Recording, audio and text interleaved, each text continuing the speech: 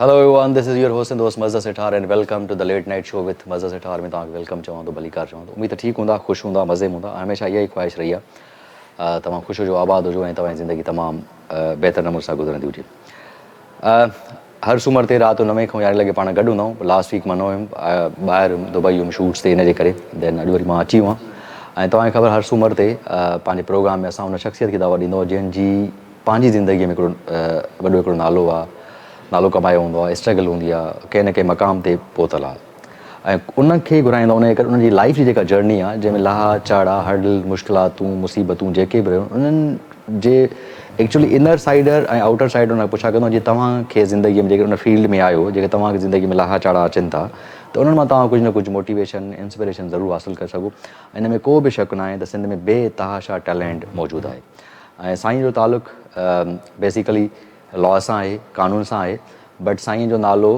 अॼुकल्ह खोड़ सारा माण्हू आया आहिनि बट साईं जो नालो उन वक़्तु मशहूरु हूंदो जंहिं वक़्त में असांजे ॻोठनि में शहरनि में हिकिड़ा नाला मशहूरु हूंदा कंहिं पोस्टनि जे हवाले खां त फलाणो आहे फलाणो उन टाइम साईं जो नालो मशहूरु हूंदो ऐं हिन वक़्तु बि आहे ऐं सिंध जे मुख़्तलिफ़ इशूज़ ते वॾनि इशूज़ ते साईं ॻाल्हायो आहे हिकिड़ो चिटो मौक़िफ़ रखियो आहे ऐं साईं जेकी ॾाढी मज़ेदार क़िस्म जी जर्नी हूंदी आहे अॼु मूंखे बि ख़बर न आहे त साईं जो ओवरऑल कॾहिं को स्टार्ट थियो कीअं थियो छा थियो एजुकेशन साईं जो सफ़र लाह चाड़ा सॼी कोशिशि कंदा साईं सां दिलि जी कचहरी कंदासीं he is like my elder brother mentor ऐं जॾहिं बि मिलंदो आहे त हुनजी क्वालिटी इहा आहे त इज़ अ वेरी पोलाइट ऐं लविंग आहे ऐं हमेशह वेलकमिंग हूंदो आहे त किथे आहियो कीअं आहियो छा था कयो छा नथा कयो सो he is like my brother अॼु असां सां गॾु आहे बैरिस्टर ज़मीर घुमरो साहिबु महिरबानी तव्हांजी No, you welcome, sir. You deserve it, and it's an honor to have you on the show. Thank you very much.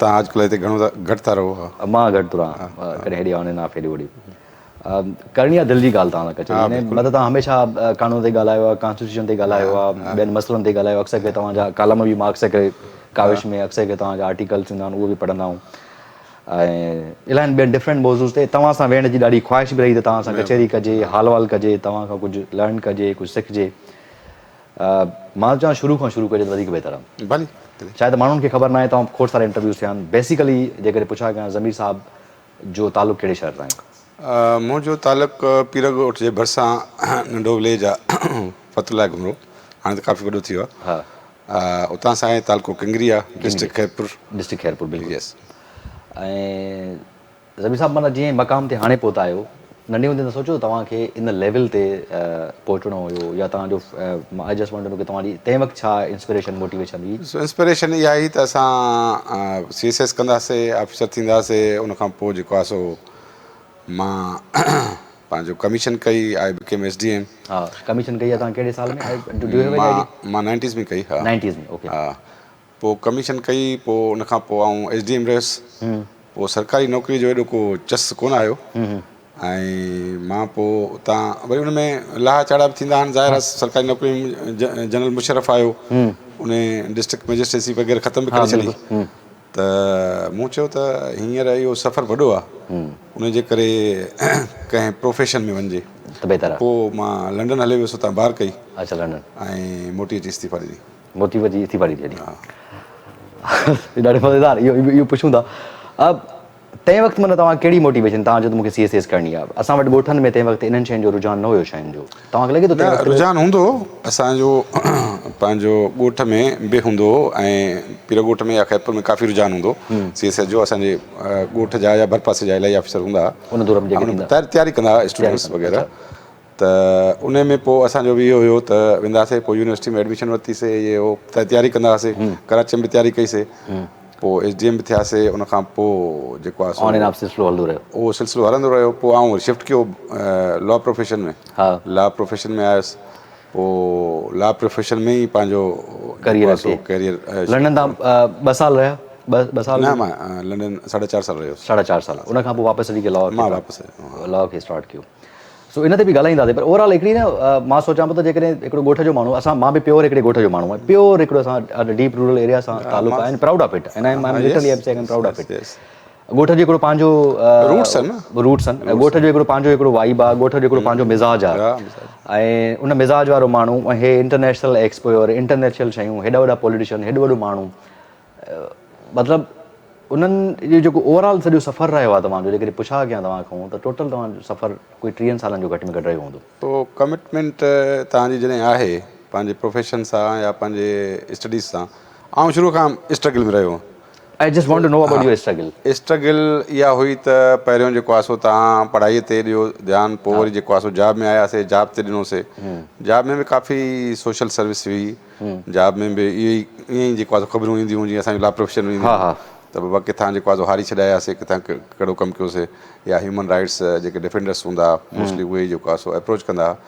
ऐं उनखां पोइ सोचियोसीं त हिन में जेकॾहिं सरकारी नौकिरी में रहिबो त वधीक जेको सिस्टम आहे उहो डिटेरिएट थी वियो आहे। राइट। उन जे करे ऐं चयो त लॉ प्रोफेशन वधीक सही आहे। सही आहे। पोइ उन करे मां ॿार कई ऐं उन में ई जेको आहे सो पोइ वरी सभु माण्हू करणु चाहींदा आहिनि ज़िंदगीअ में, पर तव्हांखे एॾी सक्सेस छो मिली आहे? जस्ट मां जेकॾहिं पुछणु चाहियां ज़मीर घुमरे खे एॾी सक्सेस छो मिली आहे? मतिलबु you are the face of the सिन, people know you very well. मतिलबु महिनत जी, स्ट्रगल ऐं महिनत जी आहे। तव्हांजा तव्हांजा जेके कॉन्सेप्ट्स आहिनि न, if your concepts are clear, question इहो आहे त if your concepts are clear त पोइ तव्हां गोल अचीव करे सघो था। But if you are confused, तव्हांजा कॉन्सेप्ट्स क्लियर न आहिनि पंहिंजे बारे में, पंहिंजे वतन जे बारे में, पंहिंजे जेको आहे सो पॉलिटिक्स जे बारे में, पंहिंजे सोसाइटी जे बारे में जेको वापरे थो, बिल्कुलु, त तव्हांजा कॉन्सेप्ट्स शुरूअ में क्लियर हुजणु घुरिजनि। उनखां पोइ तव्हां गोल ते पहुची सघो था, उहा आसानी आहे, पोइ तव्हां लाइ आसानी थी वञे। बाक़ी जेकॾहिं तव्हां कंफ्यूज़ रहंदव त मां हीअ बि कयां, हीअ बि कयां, हीअ बि कयां, त पोइ उन में मुंहिंजे ख्याल में मुश्किल ईंदी। अच्छा, I was clear from the very beginning. You are very clear from the very beginning. जेके माण्हू चवनि था, let's suppose there is so many people, just to understand, मां अंडरस्टैंड ज़मीर साहब ईअं बि जल्दी पुॼी वियो ऐं इन मक़ाम ते, त तव्हांजी स्ट्रगल जे बारे में माना थोरो कुझु ॿुधाइणु चाहियो था? जेके नौजवान तव्हांखे ॾिसनि था, ज़मीर साहब खे ॿुधणु चाहिनि था, तव्हांजी स्ट्रगल हर सक्सेस माण्हू जी। ऐं पढ़ाई ॾाढी कंदो हुउसि, तमामु घणी पढ़ाई कंदो हुउसि। तमामु घणी मुंहिंजी हिस्ट्री बि पढ़ियल आहे, मुंहिंजी साइंस बि पढ़ियल आहे, ऐं मुंहिंजी पॉलिटिक्स बि पढ़ियल आहे। ऐं उन जे करे मुंहिंजो जेको तव्हांजो होराइज़न आहे उहो ब्रॉड तॾहिं थो थिए जॾहिं तव्हां मुकमिल तौर ते माना कंटिन्यूअसली गुड रीडर हुजो। गुड रीडर हूंदो, लाइब्रेरी में वेठा हूंदा हुआसीं 5-5, 6 कलाक, 7-7 कलाक, हा राति जो बि वेठा हूंदा हुआसीं। त जेसि ताईं तव्हां गुड रीडर न आहियो, दुनिया खे ॾिसो कोन था, दुनिया खे पढ़ो कोन था, दुनिया खे परझियो कोन था, तेसि ताईं तव्हांजो जेको होराइज़न आहे उहो ब्रॉड न थींदो। होराइज़न ब्रॉड न थींदो ऐं पोइ लिमिटेड जेको आहे सो जेका सोच आहे। ऐं असां चवंदा हुआसीं ख्वाब वॾा हुजनि माण्हुनि जा, चवंदा बिल्कुलु, माण्हुनि जा ख्वाब वॾा हुजनि त तव्हां ओतिरी जेको आहे सो फ्लाई करे सघो था, ओतिरो ई वॾो। त असां वटि जेको आहे सो ज़ाहिर आहे, असां वटि हींअर जेका सोसाइटी आहे उहा सोसाइटी डेवलपिंग सोसाइटी आहे। उन में इलाही शयूं जेके आहिनि उहे सब्जेक्टिव आहिनि। डेवलपिंग सोसाइटी में हमेशह इलाही शयूं सब्जेक्टिव हूंदियूं आहिनि। हिक ॿिए सां जेलसी हूंदी आहे, हिक ॿिए सां जेको आहे कॉम्पिटिशन हूंदो आहे। तव्हां कॉम्पिटिशन कयो ॿाहिरि जे वर्ल्ड सां, तव्हां कॉम्पिटिशन कयो ॿिनि सूबनि सां। सही, पाण में जेको आहे सो असीं लॻा पिया हूंदा आहियूं, सब्जेक्टिव सोसाइटी हूंदी आहे, बाबा हीअं छो थियो, हीअं छो थियो। इहो असां वारे ॾाढो आहे। जिते बि जेको आहे सो सेपरेशन हूंदी आहे न मुआशिरे में, इहो उन्हनि जो एलिमेंट हूंदो आहे। असांजे मुआशिरे में जीअं त इलाही सेपरेशन आहे, पॉलिटिकल बि रही आहे ऐं सोशल सेपरेशन बि रही आहे। त उन जे करे माण्हुनि में सब्जेक्टिवनेस घणी हूंदी आहे। उहे हिक ॿिए सां वधीक विढ़ंदा आहिनि बजाए जो जेको आहे सो ॿियनि सां विढ़नि ऐं ग्रो कनि। त मुंहिंजे ख़्याल में वन ऑफ द रीज़न्स इहो ई आहे त पढ़ाई जेको आहे सो तमामु इम्पोर्टेंट आहे। पढ़ाई तमामु इम्पोर्टेंट, तमामु। How about your family support? Like मतिलबु फैमिली सपोर्ट त हूंदी न तव्हांखे? मतिलबु हिकिड़ी सपोर्ट, मां ॿिए कॉन्टेक्स्ट में सपोर्ट, इन कॉन्टेक्स्ट में तव्हां पंहिंजी मर्ज़ी सां पंहिंजूं शयूं करणु था चाहियो, इन कॉन्टेक्स्ट में सपोर्ट उहो त ऑलरेडी हूंदी। उहो त असां पाण कंदा हुआसीं, पेरेंट्स सां हे हो कंसल्टेशन हूंदी, ॻोठ में हे हो सॼो हूंदो त जेको आहे सो ही पढ़े थो, ही करे थो। They are proud of me. सॼे ॻोठ ॾाढो हो आहे, सॼे ॻोठ में जेको आहे सो संगत वंगत हे ईंदा हुआसीं।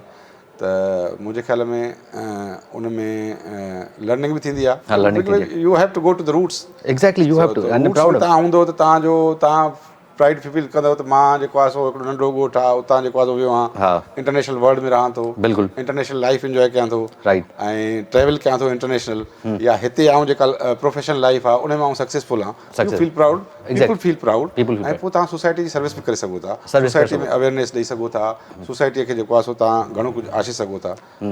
अच्छा, जेकॾहिं मां लेट सपोज़ तव्हांजो जेको आहे न उनखे जेको मैजिस्ट्रेट वारे खे कयूं था, उनखां पोइ जेको तव्हांजो ओवरऑल कैरियर लॉ में जेको कैरियर आहे उहो घणनि सालनि जो रहियो हूंदो? लेट सपोज़ अॼु ॾींहं ताईं मां काउंट मुंहिंजो कयां लॉ में आऊं स्टार्टेड 2006 में 2006 ऑलमोस्ट 20 years ऑलमोस्ट ऐं 20 years माना जेकॾहिं जेल जी सज़ा बि 14 साल हूंदी आहे इज़ इट ट्रू न उहो जेके ॾींदा आहिनि जज चवंदो आहे 14 साल हूंदी आहे न माना 28 साल you spend more than 40 years like जेकॾहिं मां काउंट कयां त 40 सालनि जो सफ़र लॉ जो years त वो हुन में हूंदी आहे न पर डे नाइट न हुन पर डे नाइट बि हाणे काउंट उहो न आहे हाणे उहो कानून ख़तमु थी वियो आहे ख़तमु थी वियो कानून सो ओवरऑल इन लॉ जो एक्सपीरियंस कीअं रहियो आहे लॉ खे जीअं तव्हां सम्झो हुयो लॉ जीअं तव्हां हिकिड़ी ॻाल्हि कई ॾाढी त मूंखे क्वेश्चन आयो तव्हां चओ त पोइ सोसाइटी खे सर्व करे सघिजे थो लॉ में तव्हां आया हूंदो लॉ में ॾिठो हूंदो तव्हांखे लॻे थो 40 सालनि जो सफ़र तव्हांजो 20 सालनि जो सफ़र कीअं गुज़रियो आहे लेट्स बी ऑनेस्ट ॾिसो लॉ सोसाइटी खे रेगुलेट करे थो जेका सोसाइटी खे कॉन्स्टिट्यूशन जेको आहे सो स्टेट खे रेगुलेट कंदो आहे राइट ठीकु आहे न त जेसि ताईं जेको आहे सो तव्हांखे लॉ जी टू सर्टेन एक्सटेंट हर माण्हू खे आगाही हुजणु घुरिजे टू सर्टेन एक्सटेंट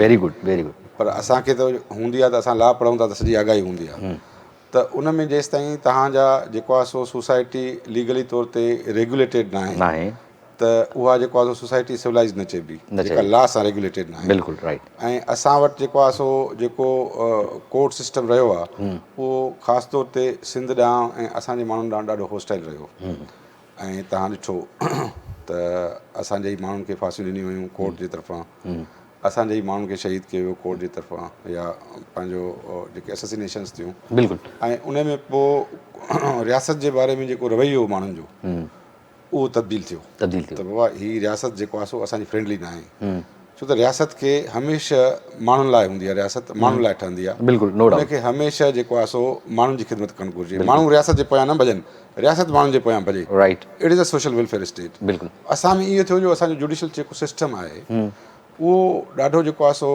कम्बरसम माण्हुनि खे रिलीफ कोन ॾे ऐं नंबर ॿियो त पॉलिटिक्स में घणी इंटरफियरेंस जुडिशल डिपार्टमेंट जी गवर्नमेंट खे जेको आहे लाहियूं गवर्नमेंट में इंटरफियरेंस कयूं या गवर्नमेंट हलाइण जो जेको हूंदो आहे त अनइलेक्टेड जेके आर्गन्स ऑफ गवर्नमेंट आहिनि हिते बड़े सगीर में उन्हनि में इहा टेंडेंसी हूंदी आहे जीअं ब्यूरोक्रेसी आहे उहा बि चवंदी आहे गवर्नमेंट असां कयूं आइन में इहो लिखियलु आहे त state shall be govern by the elected representative तव्हां इम्तिहान ॾेई गवर्नमेंट नथा करे सघो तव्हां इलेक्शन तव्हां गवर्नमेंट इहो अनइलेक्टेड जेके आर्गन्स आहिनि मोस्टली तव्हां ॾिठो हूंदो पाकिस्तान जी तारीख़ में मिलिट्री आहे या जुडिशरी आहे या ब्यूरोक्रेसी आहे उहा चाहींदी आहे त गवर्नमेंट असां कयूं बिल्कुलु ऐं उनखे पोइ मीडिया जो सेक्शन बि सपोर्ट कंदो आहे त इहो जेको सिस्टम आहे इन खे टोड़ण में पॉलिटिकल पार्टीज़ खे काफ़ी स्ट्रगल करणी पई आहे अञा बि जेका स्ट्रगल जारी आहे त पाकिस्तान जेसि ताईं इलेक्टेड रिप्रेजेंटेटिव्स गवर्न न कंदा तेसि ताईं पाकिस्तान जा हालात जेको आहे सही नथा थी सघनि सही बट जेको तव्हांजी परसेप्शन आहे तव्हां सम्झो मां इंडिविजुअल थो पुछणु चाहियां तव्हां लॻे थो तव्हां जेको तव्हांजो जेको पंहिंजो हिकिड़ो सफ़र रहियो आहे उन में तव्हां कुझु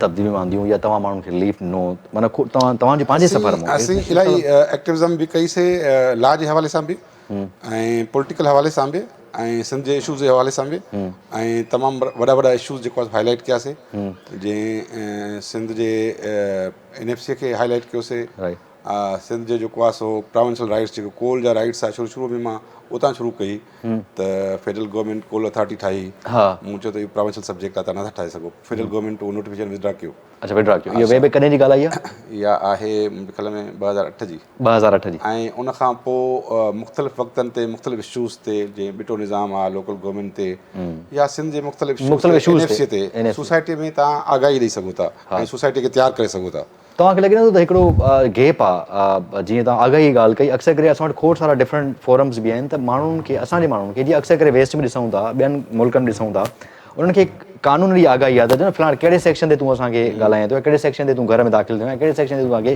गिरफ़्तार थो करे बेसिक उहा आगाही छो न आहे असां वटि मतिलबु लॉ जी स्पेसिफिक मां पॉलिटिक्स जे लॉ तो खां पुछां बेसिक आगाही छो न आहे मुंहिंजे ख़्याल में माण्हुनि खे उहा अवेयरनेस शुरू खां वठी ॾिनी कोन थी वञे ऐं इवन तव्हांजो जेको आहे सो जेको आइन आहे बेसिकली जेको तव्हांजा फंडामेंटल राइट्स आहिनि रियासत ऐं माण्हुनि जो सोशल कॉन्ट्रेक्ट आहे त बाबा हीअ तव्हां फंडामेंटल राइट्स असांखे ॾींदव ऐं असांजो हीअ ड्यूटीज़ आहिनि असां उहे परफॉर्म कंदा ठीकु आहे न this is a social contract exactly अच्छा उहो सोशल कॉन्ट्रेक्ट रियासत जेको आहे सो परफॉर्म करे थी माण्हुनि खे फंडामेंटल ॾियण जी जवाबदार आहे ऐं पोइ माण्हू चवंदा त असां ड्यूटीज़ छो परफॉर्म कयूं त इहो जेको नेक्सस आहे ड्यूटीज़ ऐं राइट्स जे विच में इहो कंटिन्यूसली हलंदो थो रहे ऐं माण्हुनि खे रियासत जेको आहे सो कॉन्स्टिट्यूशन जी ॿियो जेको एग्रीमेंट आहे उहा फेडरल गवर्नमेंट ऐं प्रोविंशियल गवर्नमेंट जे विच में त प्रोविंशियल गवर्नमेंट जी हीअ हदबंदी आहे फेडरल गवर्नमेंट जी हीअ हदबंदी बिल्कुलु थींदो आहे अच्छा इहे ॿ सोशल कॉन्ट्रेक्ट्स आहिनि कॉन्स्टिट्यूशन में अच्छा कॉन्स्टिट्यूशन माण्हुनि खे पढ़ायो कोन थो वञे उन जे बारे में तमामु घटि आगाही आहे इन फील्ड खे बि एक्सपोजर घटि आहे। हालांकि उन में 280 आर्टिकल्स आहिनि अच्छा ऐं पंहिंजो उन जा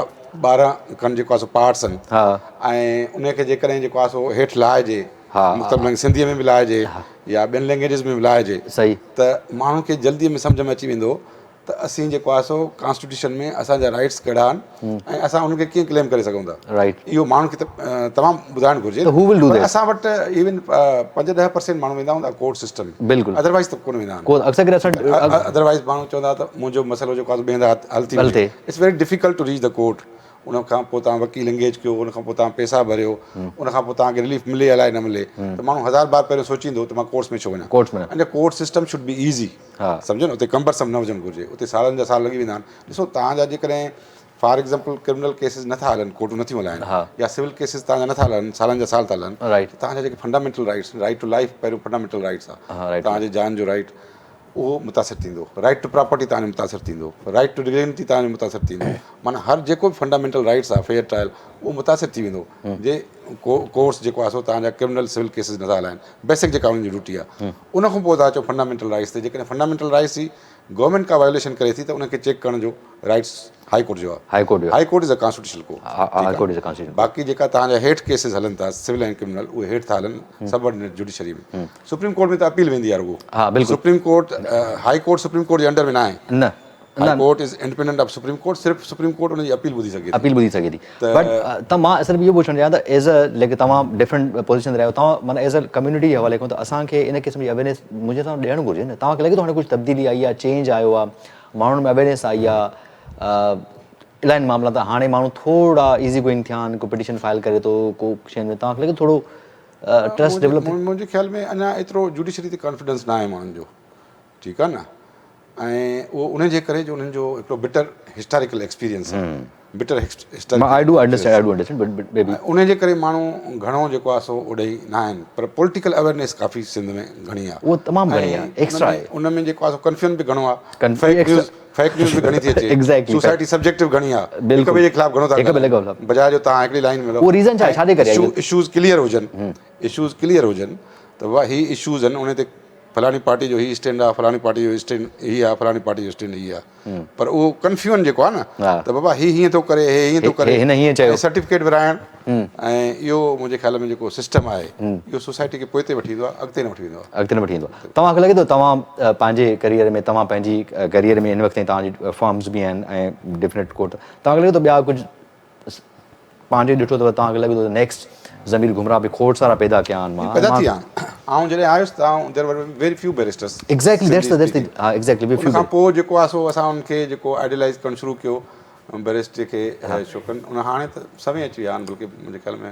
इलाही अची विया आहिनि हाणे, तमामु घणा अची विया आहिनि। ऐं तव्हां ऐं मुंहिंजे ख़्याल में उहे तमामु कॉम्पिटेंट आहिनि, नवां जेके आया आहिनि। पर जेको लीगल सिस्टम आहे उन में काफ़ी जेको आहे सो उणायूं आहिनि, त उन्हनि खे एतिरी एस्पायरेशन नथो ॾिए जेतिरी एस्पायरेशन लीगल सिस्टम खे अचणु घुरिजे। त हिकिड़ो स्टूडेंट अचे थो, मां त जॾहिं एडवोकेट जनरल हुउसि, मां त इंस्टीट्यूट कयूं जेको आहे सो इंटर्नशिप्स, त जेको बि नओं स्टूडेंट अचे ॿाहिरों या हेॾां, त उनखे असां जेको आहे सो इंटर्नशिप ॾींदा हुआसीं साल जे लाइ, त एटलीस्ट ही शुड नॉट सफ़र साल या 2 सालनि जे लाइ फ़िलहालु हुनजी करियर प्लानिंग हुजे, त असां हुनखे पैसा बि ॾींदा हुआसीं 60 खां 70 हज़ार ताईं गवर्नमेंट खां जेको आहे सो मूं 100 खनि अप्रूव करायूं। अच्छा वाह। त उन में पोइ इहो थियो, पोइ मुंहिंजे वञण खां पोइ उन्हनि ख़तमु करे छॾियूं।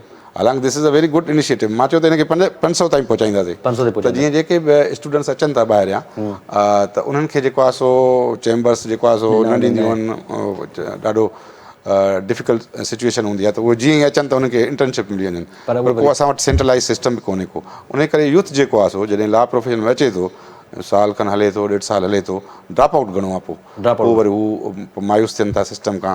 ऐं पंहिंजो जुडिशरी जो जेका आहे उते ॿियो सिस्टम आहे, हिते ॿियो सिस्टम आहे, त थ्योरी में प्रैक्टिकल में lot of difference. Exactly, then we can simply you can say so we should have a break. So well Zameer sahab सां कचहरी जारी आहे सारी, ज़मीर साहब सां खोड़ सारी कचहरी करणी आहे अञा, ऐं मां कोशिशि कयां ज़मीर साहब सां जेको मां पुछणु चाहियां त उहो पुछंदुमि। ज़मीर साहब हाणे एक्चुअली समुंड आहे, त हुन खोड़ सारी कचहरी कंदा। Seriously it's gonna be very fantastic show, don't go away, we will be right back.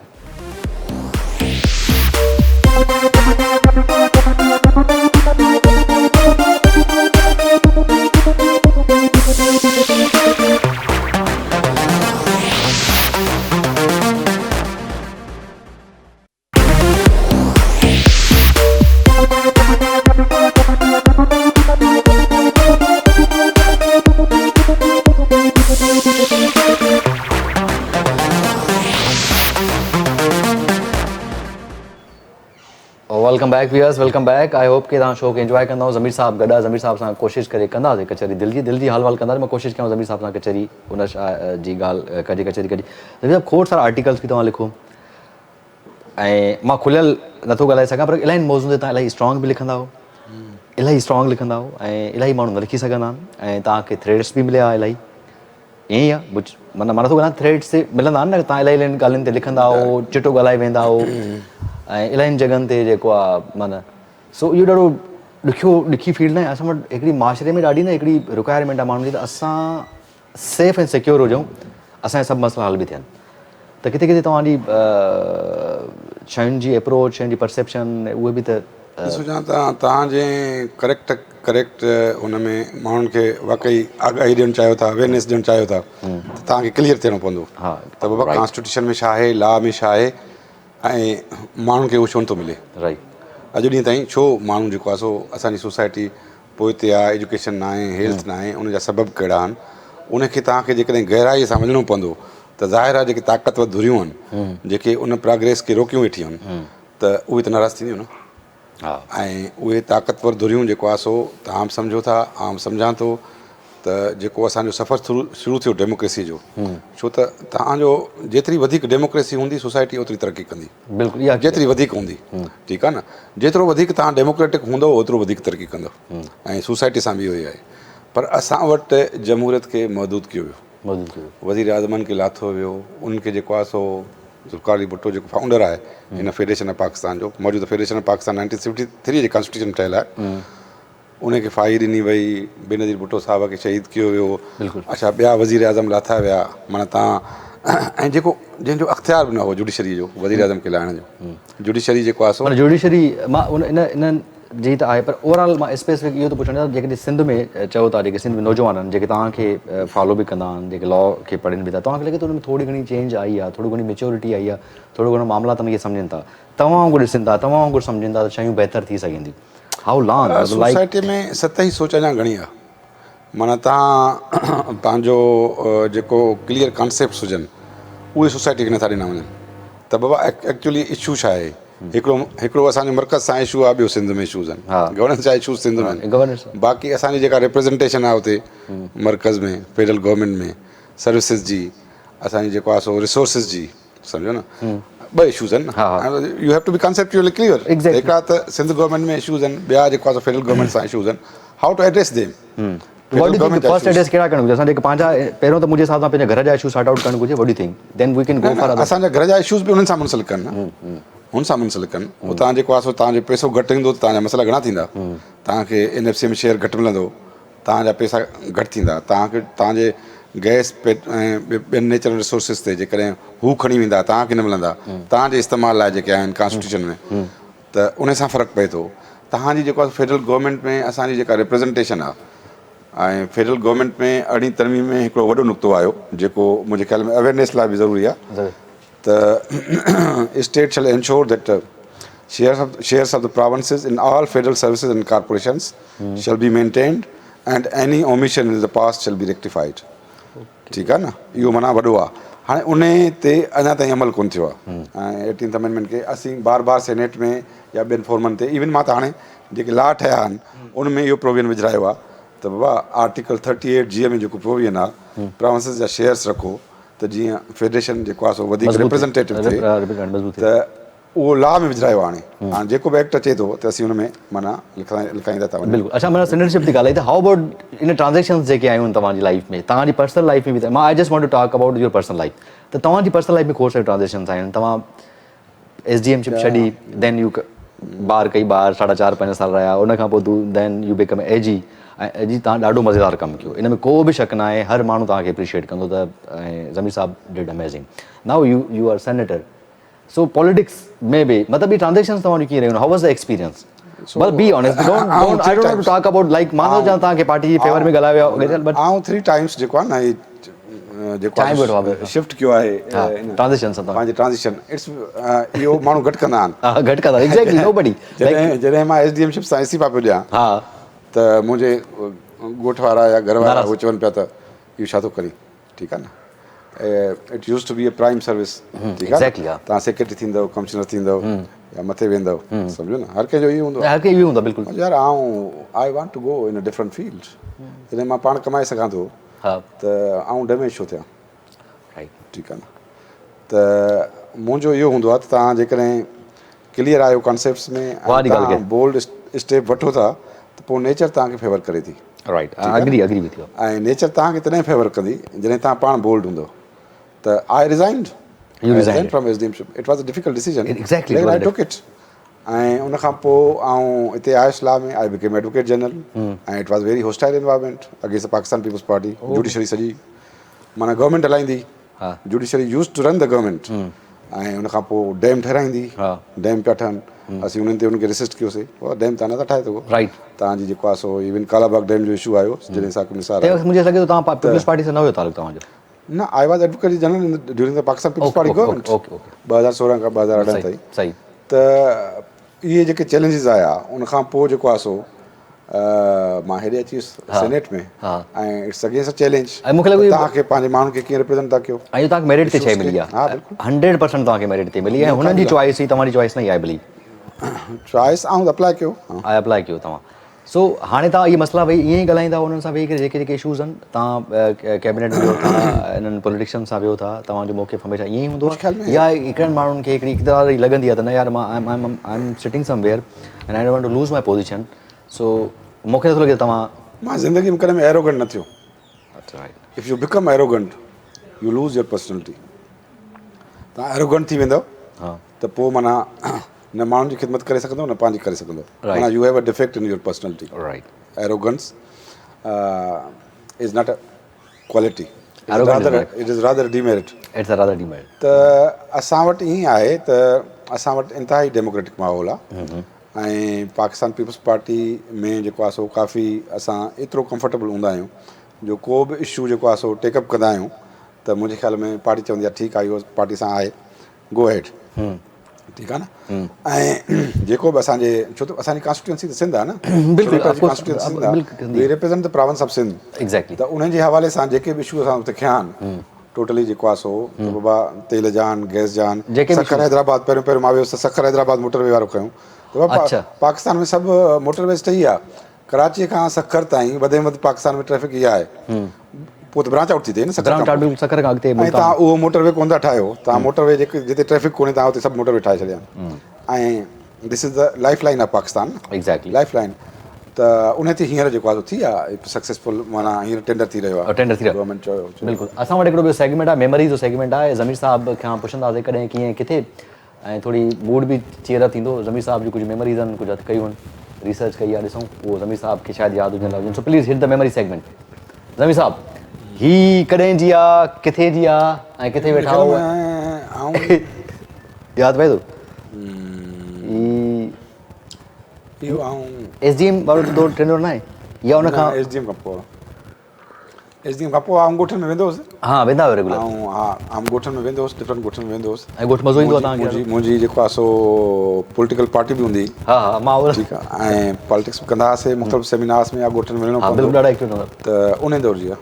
ऐं ॻोठ वेंदा हाणे बि वेंदा यू लव? मां त हा यस रेगुलर वेंदा रहियो। ओके नेक्स्ट, किथां जी तस्वीर आहे, हीअ कंहिं कढी आहे, हीअ केतिरी पुराणी तस्वीर आहे? हीअ मुंहिंजे ख़्याल में असीं आहियूं की पीर जो ॻोठ जी आहे। अच्छा पीर जो ॻोठ, पीर जो ॻोठ जी आहे, पीर जो ॻोठ जी आहे। ओके नेक्स्ट, हीअ हाणे मुंहिंजो वेन आई बिकेम सेनेटर, अच्छा वेन त उहो मां आदी सां मिलणु वियुसि त मुबारक, आदी उमिरि ते वई त आउं मुबारकबाद ॾियणु वियुसि। नेक्स्ट, हा हीअ मुंहिंजे ख़्याल में लास्ट ईयर जी आहे, ऐं बिलावल साहब सां असां मीटिंग ई बिलावल साहब जी, पोइ असां वरी फोटो। अच्छा नेक्स्ट, हीअ पुराणी तस्वीर आहे इलाही, हीअ पुराणी आहे, इहा पुराणी ॻोठ ओॾो पीरे ॻोठ जी आहे या कोई? मुंहिंजे ख़्याल में हा ॻोठ वारे पासे, ॻोठ पासे। ओके नेक्स्ट, हीअ रिसेंटली आहे, रिसेंटली ड्यूरिंग जो है वो 26 और 27 प्रेसिडेंट सां हाणे मुलाक़ात थी। अच्छा रिसेंट, हा ओके नेक्स्ट,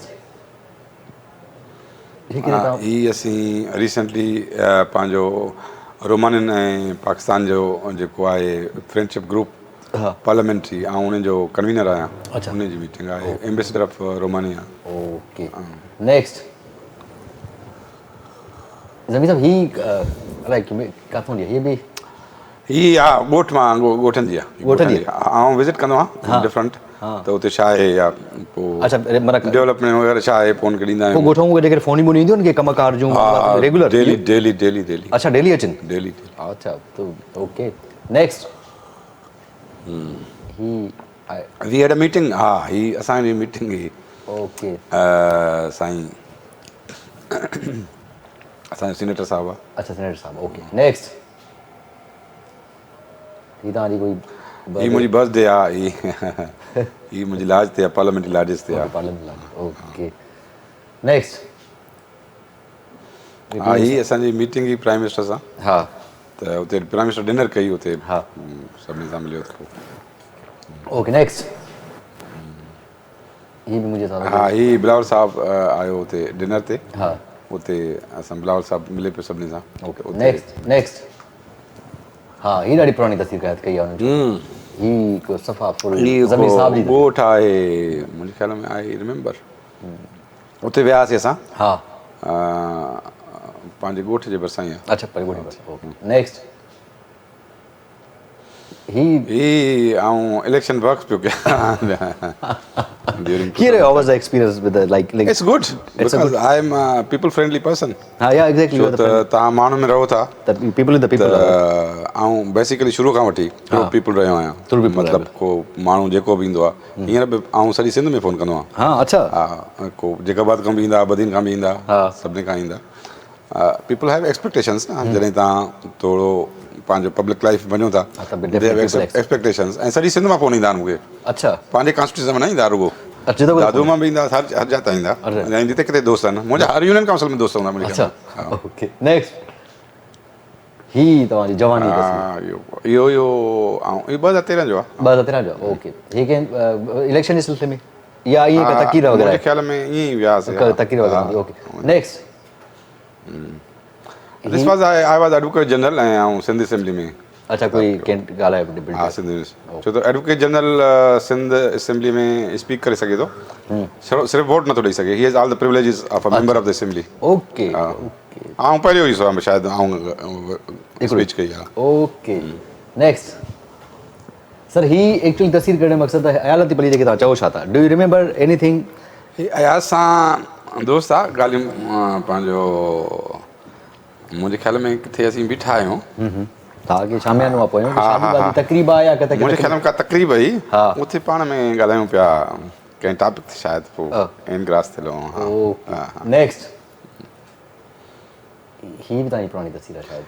हा हा इहो कंहिं लाइब्रेरी जी आहे या तव्हांजे रूम इहो लाइब्रेरी जी लाइब्रेरी नेक्स्ट वाओ स्कीज़ में आयो नंढड़े सां ओके इहा मुंहिंजी नंढड़ी आहे अदीना नालो अथसि। ओके हे दुबई में आयो आहे बिली दुबई आहे ॿिए हंधि किथे ये लंडन ही मुंहिंजे ख़्याल में बाकू जी आहे। अच्छा बाकू जी आहे या दुबई मुंहिंजे ख़्याल में दुबई जी आहे या बाकू जी आहे। ओके दुबई जी आहे दुबई लॻे थो शायदि स्कीज़ नेक्स्ट हा ही कॾहिं जी तस्वीर आहे ही मुंहिंजे ख़्याल में यूएसए जी आहे। हा यूएसए जी आहे हा बख्शण हुयो असां सां गॾु हुते हा ऐं यूएसए वियासीं साना कन्वेंशन कयो हा त 2014 जी आहे मुंहिंजे ख़्याल अच्छा 2014 जी okay next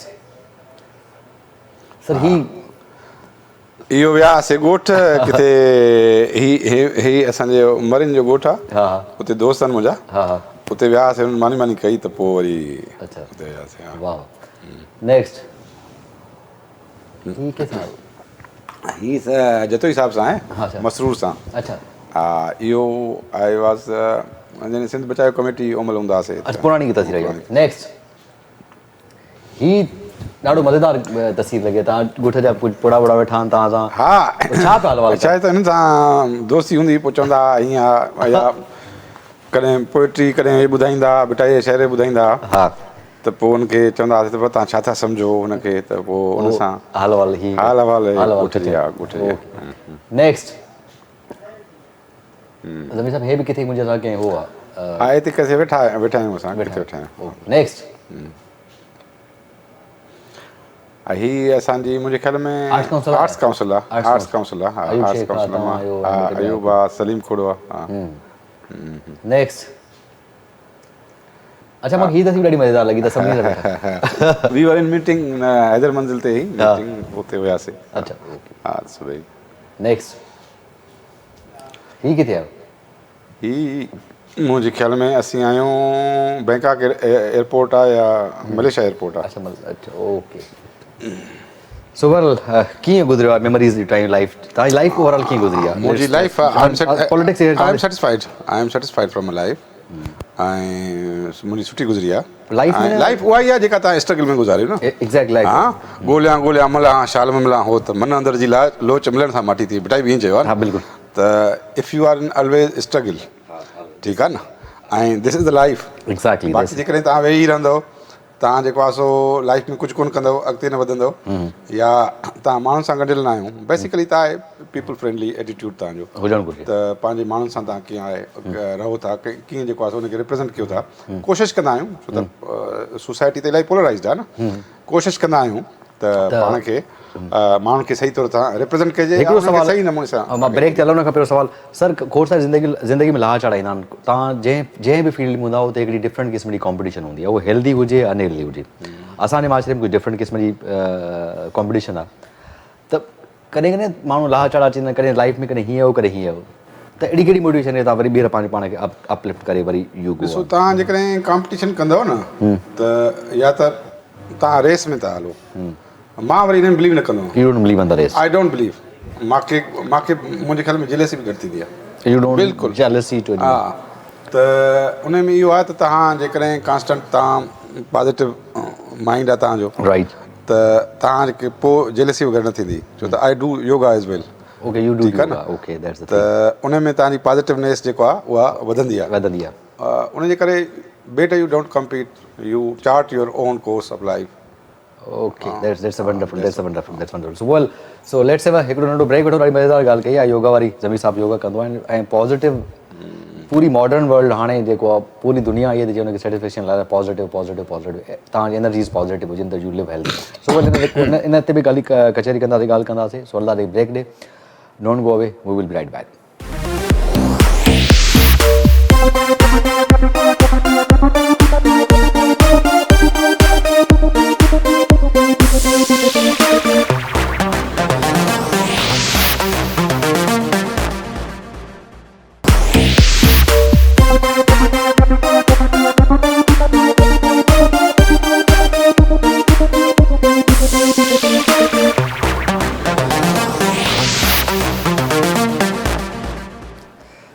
welcome back Zameer sahab सां कचहरी जारी है सारे सर तव्हां शाइरी वारी बि लतीफ़ खे बि पढ़ियो तव्हां सचल खे बि पढ़ियो हू इज़ योर फेवरेट मतिलबु शाइर कहिड़ो आहे तव्हांखे लतीफ़ तमामु आफ़ाक़ी आहे दुनिया में त मुंहिंजे ख्याल में लतीफ़ जहिड़ो शाइर अॼु ॾींहुं पैदा न थियो आहे ऐं शेक्सपियर हुन कंहिं चयो त शेक्सपियर ऐं टैगोर खे गॾियो तॾहिं लतीफ़ वॾो आहे ऐं मुंहिंजे ख्याल में लतीफ़ जी जेका शाइरी आहे उहा तव्हांजे रूह खे छुहे थी उहा तव्हांजे जाग्राफीअ खे तव्हांजे पॉलिटिक्स खे तव्हांजे हिस्ट्रीअ खे सभिनी खे छुहे थी माना तव्हांजी हिकिड़ी मुकमिल इंसान बणाए थी त बाबा स्ट्रगल कीअं कजे क़ौम सां कीअं हलिजे माण्हुनि सां कीअं हलिजे ऐं रिलेशन्स सां कीअं हलिजे जेका ससुई मारवी वारी ऐं रेज़िस्टेंस कीअं कजे मूंखे त रेज़िस्टेंस इहो थींदो त भटाई जी एॾी वॾी रेज़िस्टेंस ते शाइरी या असांजे पॉलिटिकल जेको अॼु जो माहौल आहे या एमआरडी जे दौरान हुयो उन दौरान त भिटाई हलंदो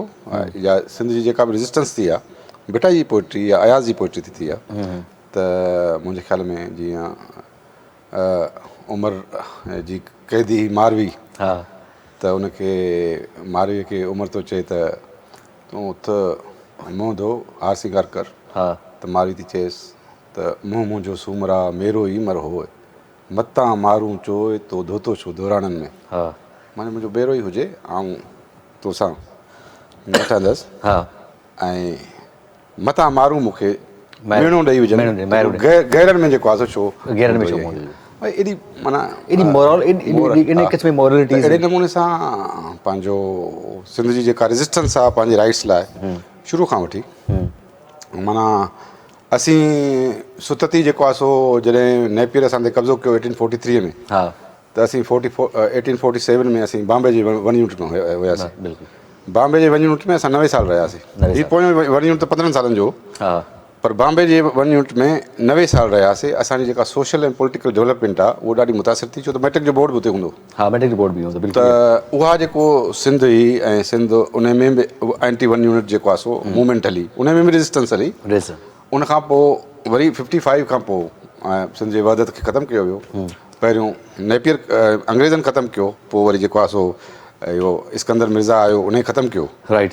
त उन जे दौरान जेका रेजिस्टेंस थी, या मार्शल लॉ जे जनरल ज़िया जे ख़िलाफ़ु जेका रेजिस्टेंस थी, उन ते सिंध जी जेका तव्हां ॾिसंदो लतीफ़ अॼु वेठो आहे, अॼु वेठो आहे, ऐं अयाज़ जी शाइरी माण्हुनि में इहो रीडिंग जेको इन ते करे माण्हुनि में असांजे नौजवान में रीडिंग ख़तमु थी वई आहे। उहो माना उन्हनि लाइ तव्हां छा था चओ? ठीकु आहे, इहे सभु शयूं आहिनि, आई डू अंडरस्टैंड, सुठी ॻाल्हि आहे। तव्हां हिकिड़ो कुझु असां वटि बि हिकिड़ा लूप होल्स आहिनि, लैक्स आहिनि, उन्हनि ते केरु कमु कंदो? हू विल मुंहिंजे ख़्याल में गवर्नमेंट जो ई कमु आहे न। ॾिसो, ॿोली जा इलाही इदारा ठहियल आहिनि। तव्हां नौजवाननि खे हाणे त मॉडर्न टाइम थी वियो आहे न, एग्ज़ैक्ट मोबाइल तव्हां हिस्ट्रीअ ते जेको आहे सो तव्हां उनखे जेको आहे सो क़ाइल करे सघो था, बाबा हीअ हिस्ट्री आहे, सम्झो न। ईअं मुख़्तसिर तव्हां तारीख़ त ॾेई सघो था न, हीअ दौर आहिनि, हीअ आहिनि, हीअ हुकुमरान रहिया आहिनि। अहिड़े नमूने सां तव्हां उनखे अदब जे बारे में ॾेई सघो था, ऐं नौजवाननि खे तव्हां आगाह करे सघो था पंहिंजी ॿोलीअ जे बारे में। त अॼु हाणे त एप्स अची वियूं आहिनि ॿोलीअ जूं, त उन में जेको आहे सो असांजे जेको अदबी इदारा आहिनि न, उनखे मॉडर्नाइज़ करिणो पवंदो। सिंधी अदबी बोर्ड आहे, सिंध लैंग्वेज अथॉरिटी आहे, तमामु वॾा इदारा आहिनि, ऐं उन्हनि खे फंड बि करिणो पवंदो, ऐं उन्हनि खे ओन बि करिणो पवंदो। छो त तव्हां जॾहिं इंटरनेशनलिज़म में वञो था, हाणे त AI जो ज़मानो आहे न, टोटल AI जो ज़मानो आहे। उते असांजे जेको यूथ आहे, जेको 65% ऑफ द पॉपुलेशन आहे, उनखे तव्हां पंहिंजे हिस्ट्री जे बारे में, तव्हां पंहिंजे स्ट्रगल जे बारे में, तव्हां पंहिंजी जाग्राफी जे बारे में कीअं आगाह कंदो? त असां हुयासीं छा? ठीकु आहे न, बिल्कुलु। उन जो इहो ई आहे त उहे जेके इदारा आहिनि, उहे सिर्फ़ु पंहिंजो किताब जेको आहे सो छपाए ऐं उन में तव्हां रखी छॾियो जेको आहे सो शेल्फ में, उनजो कमु इहो न आहे न। माना तव्हां सोसाइटी खे तव्हांखे डायनेमिक थियणो पवंदो, तव्हां सोसाइटी खे एजुकेट करिणो पवंदो। जेको यूथ आहे चाहे त उहो जल्दीअ में जेको आहे सो इम्प्रेस बि थींदो आहे। तव्हांखे लॻे नथो त हिकिड़ी ॿी शइ आहे जंहिं माना यूथ जीअं तव्हां ॾिसो, मां हिकिड़ी ट्रांज़ेक्शन्स आहिनि, अख़बार हुई, प्रिंट मीडिया हुई, इलेक्ट्रॉनिक मीडिया आई आहे, हाणे डिजिटल मीडिया आई आहे। हाणे उहो बि त ट्रांज़ेक्शन्स आयूं आहिनि न, उन हिसाब सां बि त शयुनि खे एड्रेस करिणो पवंदो, शयुनि खे उन अप्रोच ते करिणो पवंदो। शायदि असांखे जेके असांजा सोचींदड़ आहिनि या जेके सरबराह जेके इदारनि में वेठा आहिनि, उन्हनि खे मुंहिंजे हिसाब सां उन लेवल ते शयूं सोचणी पवंदी न। उहे पुराणा पैटर्न्स न हलंदा, पेंटियम 4 वारो ज़मानो त न आहे हाणे। पेंटियम 4 न, हिते हाणे तव्हांजो इवन पब्लिक ओपिनियन जेको आहे न, जल्दी में स्विंग थो थिए न। हा एक्ज़ैक्टली, जल्दी जल्दी में स्विंग थो थिए पब्लिक ओपिनियन, अदरवाइज़ एतिरो न थींदो।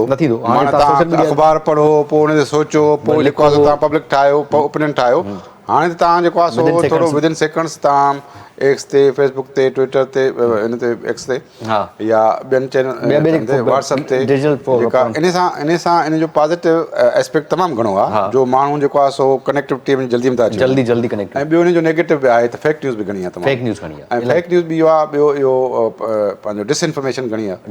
त उन खां जेको आहे सो असांखे बचणु घुरिजे। उन खां कीअं बचूं? तव्हांखे लॻे थो त मोबाइल जो इलाही घणो यूज़ थियो आहे, इलाही एक्स्ट्रा यूज़ थियो आहे, जंहिंजा इलाही खोड़ सारा असां वटि जेका बि शइ आई आहे, मां सिंपल उहा सही उनजो इस्तेमालु असां सही न कयो आहे। केर बि हुजे, कहिड़ी बि शइ, कहिड़ी बि सर्विस हुजे, असांखे जेका बि शइ मिली आहे असांखे, त उनजो इस्तेमालु असां वटि ॾिसो न, तव्हां सोसाइटीअ में कहिड़ी शइ हूंदी आहे जंहिंसां सोसाइटी हेल्दी थींदी? तव्हां वटि एजुकेशन हुजे, तव्हां वटि हेल्थ हुजे, तव्हां वटि पीस हुजे सोसाइटी में। Peace is most important. बाक़ी तव्हां ॾिसंदा हूंदा त सिंध में त हूअं पीस आहे अदरवाइज़, पर असांजी 2 डिवीजन्स थोरो असरअंदाज़ आहिनि, सखर ऐं लाड़काणो। बाक़ी जेके 4 डिवीजन्स आहिनि उहो त मुंहिंजे ख़्याल में बेटर आहिनि। त जेको पीस आहे सोसाइटी में, उहो तव्हांजी इन्वेस्टमेंट में आणींदो, उहो तव्हांखे अॻिते बि वठी वेंदो, उहो तव्हांजी सोच खे, होराइज़न खे ब्रॉड कंदो, तव्हांखे इंटरनेशनल जेको आहे सो ट्रैवल कंदो या इंटरनेशनल एजुकेशन वठंदो। जो दुनिया हाणे नंढी थी वई आहे सफ़ा, ऐं तव्हां इवन सिंध जा जेके यूथ आहिनि उहे तव्हांखे जिते किथे मिलंदा। हाणे त जिते तव्हां किथे। जापान में वञो, यूरोप में वञो, जिते वञो त उते ऐं हू वरी ॻाल्हि आहे त उहे गॾु थिया थियनि, जंहिं बि शहर में वञनि था, हा जिते जंहिं बि शहर में वञनि था उहे गॾु था थियनि। हा यूरोप ऐं छोकिरा हू खोड़ सारा लेकिन यूरोप पढ़नि वेठा त उन्हनि खे असांखे जेको आहे न स्कॉलरशिप्स वॾे पैमाने ते, सिंध गवर्नमेंट कुझु इंस्टीट्यूट कयूं आहिनि स्कॉलरशिप्स, पर वॾे पैमाने ते उहो करिणो पवंदो।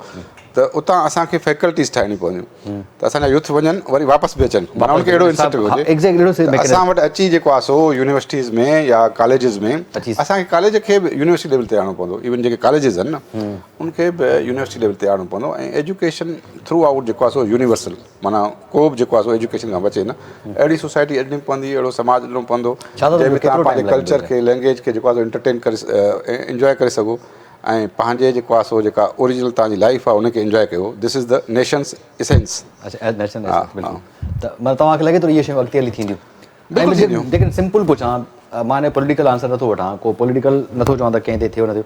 डू यू थिंक असां वटि it will take time? Do you think केतिरा साल लॻंदा हिन शयूं, जीअं असां आइडियलाइज़ कयूं था न यूरोप खे, वेस्ट खे, इन्हनि खे आइडियलाइज़ कंदा हूंदा त न जेके सोशल मीडिया ते अचनि शयूं, त तव्हांखे छा केतिरो टाइम लॻंदो शयूं उन रूप ख़्याल में जीअं इन्हनि फोर्सिस खे, डेमोक्रेटिक फोर्सिस खे जेकॾहिं छॾिजे त उहो जल्दी में मुमकिन आहे। जल्दी मुमकिन आहे। ॾिसो तव्हां ॾिसंदव त रिसोर्सिस जेकॾहिं तव्हां वटि आहिनि त पंजाब तव्हांजे साम्हूं साम्हूं कीअं रिसोर्सिस आहिनि न। फेडरल गवर्नमेंट 70% रिसोर्सिस उते थी लॻाए, असां वटि घटि लॻाईंदी, असां वटि रोड बि नथी ठाहे। त असां वटि बि सिंध गवर्नमेंट जी जेका बजट आहे उहा आहे 3400, फेडरल गवर्नमेंट जी आहे 17,500 अरब, 17,500 ऐं पंजाब जी गवर्नमेंट जी 5,500 अरब। ठीकु आहे न। ऐं दिस इज़ अ गैप। माना तव्हांजी PSDP जेका आहे एन्यूअल उहा 1000 अरब जी आहे। ठीकु आहे न। ऐं it must be at least 3000 billion.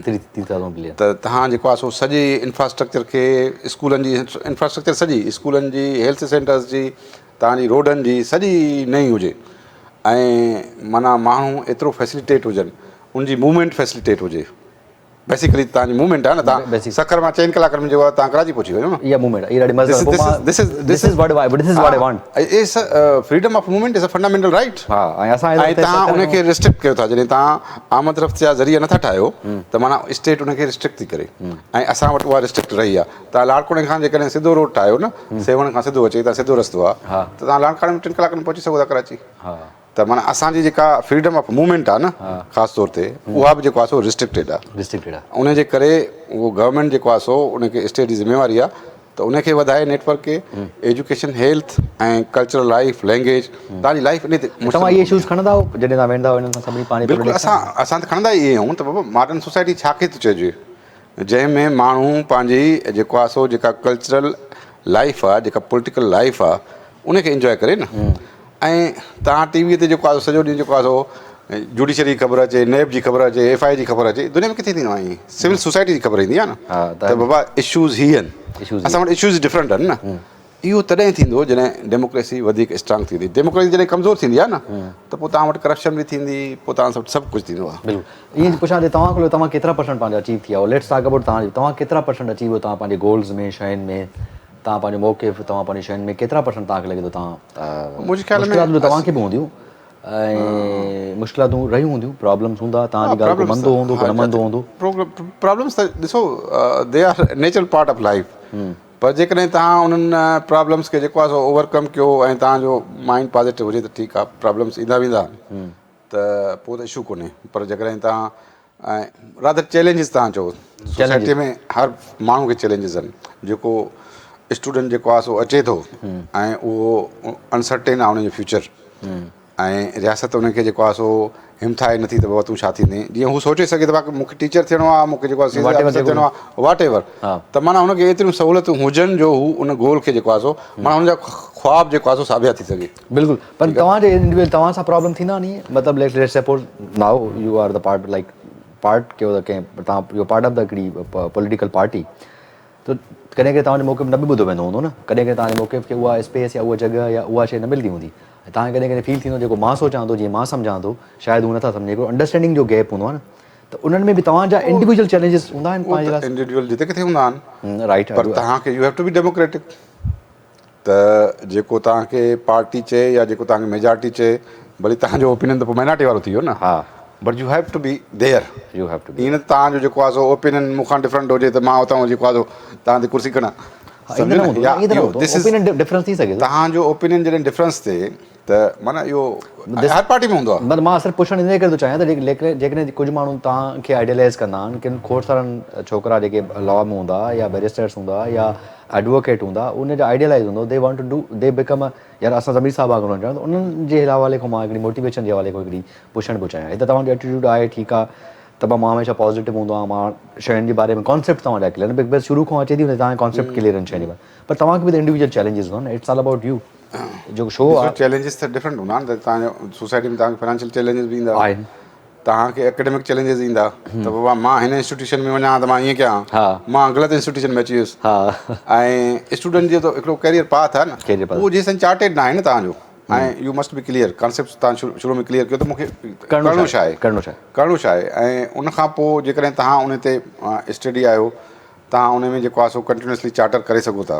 त पोइ उन में ॿी महिनत आहे अॼुकल्ह नौजवान खे सिंधी छोकिरे खे जेको सखर जो आहे शिकारपुर लाड़काणो पीरगोट कंदकोट कश्मीर छोकिरे खे तव्हां कीअं ॾिसो अॼुकल्ह कीअं असां वटि वॾो टैलेंट आहे हाणे त दुनिया ई चेंज थी वई आहे न हाणे तव्हां सखर में IBA university is very successful ठीकु आहे न तव्हांजी शिकारपुर में शेख आज़ाद यूनिवर्सिटी ठही आहे ठीकु आहे न ऐं मुंहिंजे ख़्याल में जैकाबाद में बि ठहणु घुरिजे गवर्नमेंट जो आहे प्लान ठाहींदी जैकाबाद में त कश्मीर में बि ठहणु घुरिजे सम्झो न त हीअ जेके इंस्टीट्यूशन्स आहिनि ऐं उहे जॾहिं सक्सेसफुल थियनि था तव्हां ॾिसो न सखर में जॾहिं स्टूडेंट्स निकिता आहिनि उहे IBA जा स्टूडेंट्स इलाही ॿाहिरि हलिया विया आहिनि ऐं उन सां सोसाइटीअ में जेको आहे तब्दीली अचे थी असां वटि त एग्रीकल्चर मोड ऑफ लाइफ आहे न असां वटि अञा सिंध में माण्हुनि जो जेको मोड ऑफ लाइफ एग्रीकल्चर आहे ऐं उनजो दारो मदार सरकारी नौकिरी ते आहे पर we have to come out of it exactly ठीकु आहे न जेकॾहिं असांखे जेको आहे सो असांखे एंटरप्रेन्योरशिप करणी आहे असांखे इंडस्ट्री में अचिणो आहे ऐं एग्रीकल्चर खे मोड खे बि असांखे एग्रीकल्चर खे ख़ुदि इंडस्ट्री बणाइणो आहे बिल्कुलु सम्झो न छो त असां वटि जेको आहे सो पंजाब में एग्रीकल्चर इज़ अ इंडस्ट्री माना उनखे एतिरो इंसेंटिव आहे त असांखे we have to make the agriculture industry ऐं पोइ ई असां अॻिते वधी सघूं था असां वटि जॉब अपॉर्चुनिटीज़ वधीक थी सघनि थियूं असीं जेको आहे सो पंहिंजे स्टूडेंट्स खे या पंहिंजे माण्हुनि खे ऐं वधीक बहितर लाइफ ॾेई सघूं था वधीक कनेक्टिविटी ॾेई सघूं था पर हुन में इंडिविजुअल पोटेंशियल आहे तव्हां सम्झो था छोकिरा बिल्कुलु जेके अॼुकल्ह कनि था स्कॉलरशिप इलाही काफ़ी डिफरेंट एरियाज़ खां त हुन वटि वॾो टैलेंट आहे अॻिते वधण जो ऐं रिक्वायर्ड फैसिलिटीज़ कुझु जॻहियुनि ते न आहिनि ऐं उनजे करे थोरो माण्हू मायूस बि थियनि था पर विदिन नो टाइम ख़बर अथव इहो जेकॾहिं सिलसिलो हलंदो रहियो अहिड़े नमूने सां गवर्नमेंट जो त हींअर एजुकेशन में 1 लख टीचर्स जेको आहे सो सिंध गवर्नमेंट अपॉइंट कया आहिनि थ्रू IBA बिल्कुलु ऐं उनखां पोइ टीचिंग लाइसेंस जेको आहे सो उन्हनि इंट्रोड्यूस करायो आहे बाबा तव्हां वटि टीचिंग लाइसेंस हुजे त मुंहिंजे ख़्याल में अहिड़नि शयुनि सां हेल्थ असांजी इलाही बहितर आहे उन में अञा कमु करणी आहे पर तमामु बहितर आहे ॿियनि सूबनि जा माण्हू हिते था अचनि त ईअं असांजी जेकॾहिं इंफ्रास्ट्रक्चर आया ॿियूं शयूं बि सही थी वेंदियूं त मुंहिंजे ख़्याल में असां वटि अहिड़ी बहितर लाइफ हूंदी जो माण्हू ॿाहिरि बि वेंदो त मोटी ईंदो त ॿाहिरियों माण्हू बि हिते कमु करे that will be our success so well Zameer sahab सां कचहरी कंदासीं हलंदा हिकिड़े ब्रेक ॾे ब्रेक खां वापसि ईंदासीं काॾे न वञो रहजो असां गॾु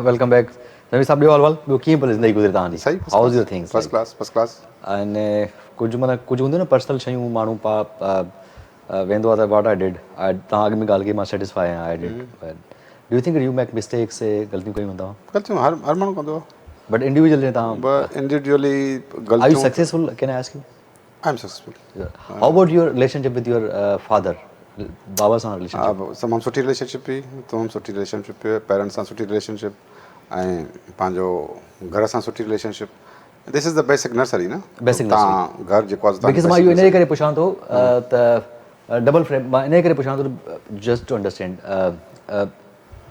मतिलबु वालिद साहब वधीक तव्हांखे सपोर्ट रहियो या वालिदा तव्हांखे वधीक सपोर्ट रही मुंहिंजे ख़्याल में ॿई रहे त बाबा सां रिलेशनशिप तव्हां हेल्दी हो very healthy do you miss your father I miss my father you miss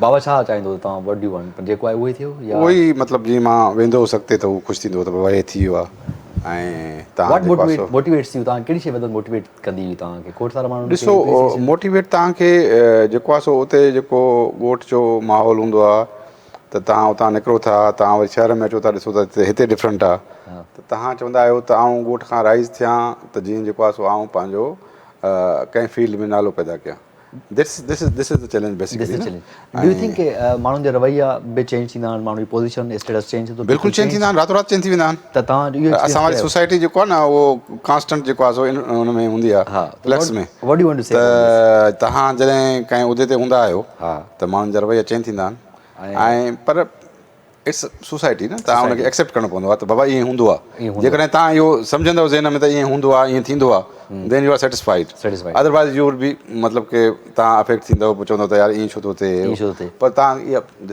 you are not emotional kind of person. No, you are not emotional person. And you are very मतलब चैन के I understand the things. Understand the things. And do you मतलब माण्हुनि जी तव्हांखे ख़बर पवंदी आहे त यार ही माण्हू मूंसां सच थो ॻाल्हाए या कूड़ थो ॻाल्हाए या ही हरू भरू बटरिंग थो करे या do you understand are you good in that ख़बर पइजी वेंदी डू यू रियली अंडरस्टैंड हा आई ख़बर व्हाट इज योर रिएक्शन ऐं ॾिसो न माण्हू तव्हां पॉज़िटिव तॾहिं आहियो जेकॾहिं को बि माण्हू तव्हां सां चीट करे थो या तव्हां सां जेको फ्रॉड करे थो या तव्हां सां जेको आहे सो माना जेलसी करे थो उहो एक्चुअली तव्हां सां नथो करे उहो पाण सां थो करे ठीकु आहे न त मुंहिंजो कॉन्सेप्ट इहो ई हूंदो आहे तव्हां उनखे जेको आहे सो इग्नोर कयो छो त हू इहा ज़्यादती पंहिंजो पाण सां थो करे हुनजी हेल्थ पंहिंजी अफेक्ट थींदी जेलसी इज़ वर्स्ट डिज़ीज़ ऐं उनखां पोइ तव्हां जेकॾहिं को कंहिंसां तव्हां सां चीट करे थो त उहो पाण सां थो करे बेसिकली ही या she will be her self या हिमसेल्फ अफेक्टेड त मुंहिंजो इहो कॉन्सेप्ट हूंदो आहे त तव्हां U should go up you said you are a good son you are a good husband you are a good father I believe and I trust you how about your friendship circle because अक्सर करे माण्हुनि खे दोस्तनि मां वेझनि मां माण्हुनि मां थींदा आहिनि how about your friendship overall दोस्ती जो एक्सपीरियंस कीअं रहियो अथव मुंहिंजो दोस्ती इलाही हल्को आहे ऐं मुंहिंजे ख़्याल में घणा मुंहिंजा पोलिटिकल या लिटरी या जेको आहे पंहिंजे प्रोफेशन सां उहे ई दोस्त आहिनि ऐं जेको सफ़ा क्लोज़ जेको आहे हूंदो आहे उहो मां घटि रखंदो आहियां जो तव्हां जॾहिं माण्हुनि में जॾहिं क्लोज़नेस अची वेंदी आहे न टू मच चवंदा आहिनि न इहो तव्हांजा जेको वधीक थींदो त उन सां पोइ जेको आहे सो मामलात ख़राबु थींदा So what is your what is your suggestion like माण्हू माना मेच्योरिटी अच्छा जेकॾहिं मां तव्हां खां पुछां मेच्योरिटी आहे छा what is your opinion about the maturity I just want to know about this maturity इहो आहे त तव्हां जज़्बात में अचण खां सवाइ पंहिंजा फ़ैसिला करे सघो हा तव्हां माना उन जे क़ाबिल थी विया हो त तव्हां हाणे जेको आहे सो माना शयुनि खे स्टॉक में वठी ऐं विदाउट जेको आहे सो being affected by any other element तव्हां पंहिंजा फ़ैसिला करे सघो था उहा दिस इज़ द मैच्योरिटी अच्छा तव्हां शुरू में ॻाल्हि कई न आई एम फर्म बिलीवर ऐं मां ॾाढो बिलीव कंदो आहियां नेचर ते मां ॾाढो बिलीव कंदो आहियां नेचर ते मां चवंदो आहियां नेचर मां ॾाढो बिलीव कंदो आहियां मां हमेशह हुन सां ई कनेक्ट हूंदो आहे अंदरूं तव्हांजो जीअरा हुजो डू यू बिलीव के जीअं असां वटि हिकिड़ी शयूं थींदियूं आहिनि Karma what goes around comes around do U believe in that Karma आहे न उहो हुनजो कॉन्सेप्ट आहे न हिंदू रिलीजन जो Karma Karma what goes around उहो ई आहे न दुनिया में इहो ई आहे न what goes around comes around and do you believe in that त हाणे ॾिसो त थी वियो तव्हां ॾिसंदो हूंदो त इमरान खान छा चवंदो बाबा फलाणे खे ॿधो फलाणे खे ॿधो फलाणे खे ॿधो पाण पियो आहे दिस इज़ कर्मा न अच्छा इहो डेली लाइफ में बि ईअं थींदो पर it depends on your positive और नेगेटिव माइंड तव्हां नेगेटिविटी जेको आहे ॾींदव त तव्हां सां उहो ई थींदो तव्हां पॉजिटिविटी ॾींदव त तव्हां सां उहो ई थींदो बट इन पॉजिटिविटी खे सस्टेनेबिलिटी बि ॾाढो प्रॉब्लम आहे असां वटि माशरे में एॾा प्रॉब्लम्स आहिनि एॾा मसइला आहिनि इंडिविजुअल लाइफ में माण्हुनि सां sustainability is a problem actually how to maintain the sustainability it's very difficult otherwise exactly it's very difficult because you are constantly in touch with other people exactly त उन्हनि खां जेका नेगेटिविटी हूंदी उहा तव्हांखे अफेक्ट कंदी त उनजे करे you have to be always positive त मां पॉजिटिव हुजां जेकॾहिं तव्हां पॉजिटिव हूंदो अच्छा त पोइ इहो थींदो आहे तव्हां सां माण्हू बि पॉजिटिव मिलंदा हा मतिलबु जेको नेचर जो जेको तरीक़ेकार आहे नेचर जो मुंहिंजे ख़्याल में उहे शयूं रिएक्ट बि कंदियूं आहिनि ऐं जेकॾहिं छा शयुनि खे टाइम ॾींदो त उहो ऑटोमेटिकली पंहिंजो पाण हील बि थियणु शुरू कंदियूं आहिनि एक्ज़ैक्टली ठीकु आहे न मां त इहो ॾिठो आहे त तव्हां शयूं जॾहिं जेको आहे सो तव्हां हिकिड़ो स्टैंड वठो था तव्हांजी फर्म मुखालफ़त थिए थी पर हिकिड़ी जाइ ते पहुची थींदी आहे पोइ मां जॾहिं तव्हां सच ते आहियो न then you don't have to defend yourself तव्हांखे लॻे थो सच खे तव्हां डिफेंड नथा करे सघो नथा करे सघो तव्हांखे लॻे थो तव्हां सची ॻाल्हाईंदा हो आउं सम्झां थो आउं घणी कोशिशि कंदो आहियां सची सही ॻाल्हि आहे ऐं सच घणो पे बे करिणो पवंदो आहे ॾिसो सोसाइटीअ में जेको आहे सो तव्हां जेकॾहिं सच नथा ॻाल्हायो त उहो तव्हांजे ख़ुदि जेको आहे सो पर्सनैलिटी ते इफेक्ट कंदो ऐं कूड़ ॻाल्हाइण जी ज़रूरत कहिड़ी आहे कूड़ ॻाल्हाइण केरु माण्हू ॻाल्हाईंदो आहे कूड़ उहो ॻाल्हाईंदो इलाही खोड़ सारा माण्हू ॻाल्हाईंदा आहिनि उहो सोसाइटी में थिए थो या तव्हां इहो इवन जेको आहे गुड फेथ में करे ॻाल्हाईंदा हो या मां हिते न हुउसि हिते न हुउसि हिनखे हीअ ॿुधाईंदुसि त पोइ अलाए छा सोचींदो उन करे तव्हां अहिड़ा जेको आहे बोनाफिडे लाइफ में हलंदा हो पर ईअं न त तव्हां कूड़ ॻाल्हाए जेको आहे सो ॿिए खे नुक़सानु ॾियो दैट्स प्रोहिबिटेड बाक़ी त ईअं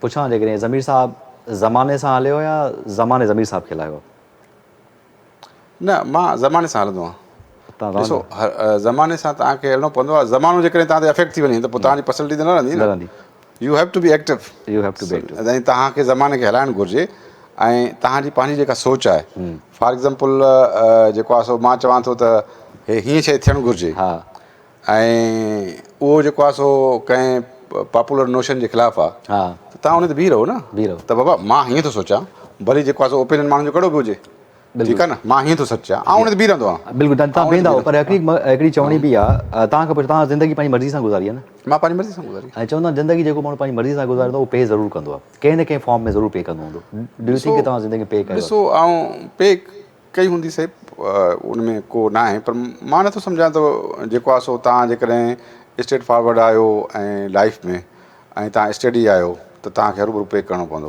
हा इहो कंसेप्ट जेको आहे सो ग़लति आहे बहरहाल you have to be study and you have to be stable So असां वटि सेगमेंट आहे piece of advice we will show you the pictures and you have to give them a piece of advice so please let's it the piece of advice segment it's a very funny kind of segment we will show you the picture तव्हांखे तस्वीर ॾेखारींदासीं उन ते का बि तव्हां सलाह ॾियणु चाहियो एप्रिशिएट करणु चाहियो whatever you want to say just say please hit the piece of advice Bilawal बुटीक छा चवणु चाहींदो व्हाट यू वांट टू से मुंहिंजे ख्याल में इनफॉर्मल आहे बिलावल साहिब जो फोटो हा ऐं ओवरऑल छा चवणु चाहींदा तव्हांजो रहिया हुआ कचहरी थी वञे तव्हां मुंहिंजे ख्याल में बिलावल साहिब करे इनफॉर्मल हूंदो आहे ऐं ईअं बि माण्हू खे रहणु घुरिजे ऐं इन का सजेशन लाइक पॉलिटिकल एडवाइस या कुझु बि व्हाट यू वांट टू से जनरल मुंहिंजे ख्याल में he is very competent very genius person Bilawal Bhutto Zardari Sahib is a very genius ऐं उनखे मुंहिंजे ख्याल में जंहिं नमूने सां ही थोरे अरसे में जेको आहे बिलावल साहिब पाण खे खणी हलियो आहे मां त सम्झां थो उअं ई कैरी करे पाण ओके दैट्स नेक्स्ट बीबी साहिबा जेको आहे so she is very competent she is very meticulous ऐं जेको कमु खणंदी उनखे न छॾींदी ऐं मुंहिंजे ख्याल में शी इज़ ग्रेट लीडर ऐं मुशाबत बि बीबी साहिबा सां हुनजी ऐं we respect and wish her all the best in future ऐं माण्हुनि जी ख़िदमत करे थी हींअर त मुंहिंजे ख्याल में इलाही ॾाढो एक्टिव आहे बेनज़ीर साहिबा जा जेको ॿार आहिनि उहो चवंदा आहिनि न त यतीम जल्दी में वॾा थी वेंदा आहिनि त यतीम न आहिनि माण्हू हिन सां गॾु आहिनि पर हीअ जल्दीअ में जेको आहे सो माना जेको राइज़ थियो आहे बेनज़ीर साहिब जे ॿारनि जो इहो माना कुदरत जो वॾो करिश्मो आहे त बिलावल साहिबु इंटरनेशनल लीडर थी वियो ठीकु आहे न ऐं पंहिंजो बीबी आसपा जेको आहे सो तमामु जेको आहे सो पंहिंजो नालो कमायो या उनजी जेका पर्सनैलिटी आहे उन में घणो निखार आयो नेक्स्ट सर मुराद शाह साहिब वेरी गुड एडमिनिस्ट्रेटर ऐं मुंहिंजे ख्याल में त फाइनेंस हुजे कॉन्स्टिट्यूशन हुजे लॉ हुजे कहिड़ो बि फील्ड हुजे he knows on the finger tips ऐं जेको प्रावंस खे डिफिकल्ट सिचुएशन में साईं मुराद अली शाह हलायो आहे आई वर्क विथ हिम ऐं पंहिंजो तमामु पॉज़िटिव ऐं रिस्पेक्टफुल ऐं सूबे खे जंहिं नमूने सां डिफिकल्ट सिचुएशन में हलायो आहे मुंहिंजे ख्याल में उनखे ख़राज तहसीन पेश करणु घुरिजे I just want to interview CM साहब but I wish I could I ask so many peoples so well next nobody is giving the reply sir is your friend he is a good friend is good friend of mine Sardar Shah जो तमामु जेको आहे सो तमामु सुठो शाइर हा। ऐं education में मुंहिंजे ख़्याल में इलाही रिफॉर्म्स आंदा आहिनि। Reform. पहिरियों एजुकेशन मिनिस्ट्री ईअं न हुई जीअं सरदार शाह खां पोइ थी आहे। हा, बिल्कुलु। ऐं he has pioneered certain things which were never there. Would- teaching It's never done before, I certificates ऐं उहो जेको बि एजुकेशन हाणे आहे इहो अॻ में डिपार्टमेंट ईअं न हुयो। न हुयो। ऐं मां सम्झां थो त he has contributed a lot. Okay. ऐं उनजो सुठो मुक़रर बि आहे ऐं तमामु सुठी शाइरी बि अथसि। ॾाढी शाइरी। तव्हांखे शाइरी वणंदी आहे साईं जी? हा साईं, मां इलाही दफ़ा साईं खे चई चुको आहे, साईं असां साईं खे ॿुधंदा आहियूं शाइरी। मज़ो किसा ॿुधण में मज़ो आहे। कचहरी तव्हां साईं जी कचहरी खे मिस कंदा कचहरी जो आहियो। मोर ऐं तमामु गुड। हा, त मां हाणे वयोमांसि, चयोमांसि मूंखे मां चयो मूंखे कुझु कमु कोन्हे, मूंखे सिर्फ़ु मूंखे शो में टाइम ॾे, मां ईंदुसि। So next sir. साईं तमामु जेको आहे सो अवेलेबल एक्सेसिबल accessible आहे। ऐं तमामु धीमो धीमो माण्हू। हा, धीमो ऐं वेरी स्टेबल पर्सन। मां नासिर शाह साहब स्टेबल पर्सनैलिटी। स्टेबल पर्सनैलिटी आहे नासिर शाह साहब, कॾहिं बि एवरग्रीन। एवरग्रीन आहे। एवरग्रीन। हा, सो शाह साहब प्लीज़ तव्हां कमिट कयो आहे, मूंखे फ़ोन ते बि ॻाल्हायो त मां तव्हांजे शो में ज़रूरु ईंदुसि, please give me the time. Shah sahab त जल्दी में। हा, मां शाह साहब अॻे ते फ़ोन कई त मां अचां थो, तूं लाइन अप कर छोकिरे सां, पर उनजो छोकिरो जेको फ़ोन खणे कोन थो। इहो प्रॉब्लम्स ॾाढा थियनि था। हाणे शाह साहब त वेला ॿाहिरि, पोइ चऊं था अचे। Next sir. Shah speaker of the Sindh assembly and he has served as previous government में एमपी हो, दोस्त आहे असांजो। ऐं तमामु सुठे नमूने सां मूंखे, छो त नओं माण्हू जॾहिं ईंदो आहे हा। न, स्पीकर जी कुर्सी तमामु इम्पोर्टेंट आहे। ओह। जॾहिं नओं माण्हू ईंदो आहे न, हा। त उनखे हाउस खे हलाइण it's very difficult. It's very हिन जे नमूने सां हलायो आहे न, हा। त मां चवां थो त इहो मैच्योरिटी शो करे थी। Maturity. मैच्योरिटी शो करे थी। Next Sain Zulfiqar Shah very straightforward ऐं very vocal I believe. Culture and tourism department में जेके बि शयूं हुयूं अॻ में, उहे सभु तब्दील थी वियूं आहिनि। सही थी। शाह साहब जेको आहे न, सभिनी खे जेको आहे सो चङे नमूने सां बहितर नमूने सां स्ट्रीमलाइन करे छॾियो आहे। ऐं तमामु अवेलेबल, हर वक़्तु अवेलेबल। ऐं मुंहिंजे ख़्याल में सिंध जे इशूज़ जे हवाले सां बि मीटिंग्स ॾाढो क्लियर हूंदो आहे। जेको बि इशू शाह साहब is the asset of the Sindh. Next Murtaza Wahab दोस्त असांजो। ऐं मेयर मुंहिंजे ख़्याल में जेके रहिया आहिनि कराची में, उनखां इन तमामु वधीक सुठी कारकर्दगी आहे।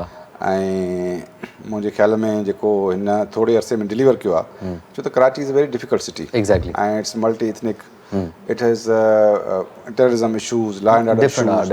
हाणे ॾिसंदो त कराची में लॉ एंड ऑर्डर इशूज़ जेको आहे तमामु घटि थी विया आहिनि। ऐं जेको इनोवेशन हिन कई आहे न डिफरेंट फील्ड्स में, मुर्तज़ा वाब टेक्नोलॉजी जेका आंदी आहे, मुंहिंजे ख़्याल में उन सां माण्हुनि खे वॾो फ़ाइदो पियो आहे। Next governor Sahib, he is a constitutional हेड, पर कॾहिं कॾहिं जेको आहे सो स्टेटमेंट्स अहिड़ा हूंदा आहिनि जेके उनखे बीइंग अ गवर्नर न ॾियणु घुरिजे। ऐं he should restrain himself rather. पर वरी बि ऐं पंहिंजो he is a governor of province of. ऐं नेक्स्ट अच्छा सर, इहे पी सभु सर हाणे बिल्कुलु 2 खां 3 मिंटनि मूंखे को पॉलिटिकल जवाबु न खपे। इट्स ऑल अबाउट यू ऐं तव्हांजे अंदर जी ॻाल्हि खपे। Be honest. पोइ मां चवां थो त तव्हां फ्लैशबैक में वञो। तव्हांजो ॻोठु जेको हुयो, उतां खां अॼु जे जिते बि तव्हां रहंदा आहियो, नालो कोन था टीवी ते, जिते घर था तव्हांजो, ओवरऑल ज़िंदगी जो सफ़र कीअं रहियो? मुंहिंजे ख़्याल में मुंहिंजो तमामु बहितर रहियो ऐं आउं स्ट्रगल वारे मोड में रहियुसि। ऐं मां सम्झां थो थोरी घणी तकलीफ़ आई बि हूंदी। मतिलबु के डिफरेंट हूंदियूं आहिनि। तव्हां स्ट्रगल कंदा आहियो, जॾहिं स्ट्रगल में जेको आहे सो तव्हांखे इशूज़ त हूंदा आहिनि न, त उहे इशूज़ बि ईंदा रहंदा आहिनि। पर I chartered my course very. I just want to understand, I just want to know, because मूंखे खोड़ सारा माण्हू नाला कोन थो वणा, वॾा नाला आहिनि, वॾा नाला। उन्हनि चई आहे त असांखे जॾहिं कराची आयासीं त असांखे जॻह न हुई सुम्हण जे लाइ, असां सिविल हॉस्पिटल जे वार्ड में 2 ॾींहं सुतासीं। उहो बि तव्हांजे ज़िले जो हिकिड़ो माण्हू हुयो, त 2 ॾींहं मां सुतुसि, मूंखे जॻह न हुई। Do have anything in your life की तव्हांजी ज़िंदगी में कॾहिं उन वक़्तु जंहिं असां वक़्तु आहे न, एॾी को लाइफ हो न हुई कराची में। जेको आहे सो असां ईंदा हुआसीं त दोस्तनि सां रहंदा हुआसीं ऐं पंहिंजो इवन स्टे कयोसीं कराची में। तयारी बि असां CSS जी हिते ई कईसीं। अच्छा सही। त अहिड़ो को इशू न आयो। बहरहाल is there any moment in your life you always remember, oh my god I did this? No, I have no regret. I have no regret. No I did this. मैं स्ट्रगल जी ॻाल्हि थो कयां।